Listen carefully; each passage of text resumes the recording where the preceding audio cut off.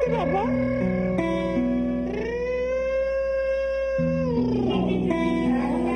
যতটা সুখী দেখায় আমার মাকে, আমি জানি আসলে সে তা নয়।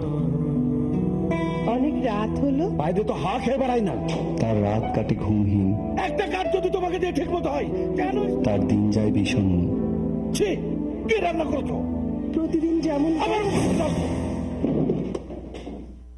প্রতিদিন এভাবেই নির্যাতিত হন আমার মা।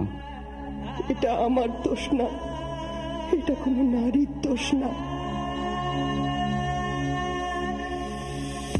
এও তো এক নির্যাতন, কেউ বোঝে না যে হায় ঘেরাটো পেরে এই সংসারে মন মরে যায়। স্বামী স্ত্রীর সমান মর্যাদা না হলে সংসার সুখের হয় না। আসুন পারিবারিক নির্যাতনের বিরুদ্ধে বলি।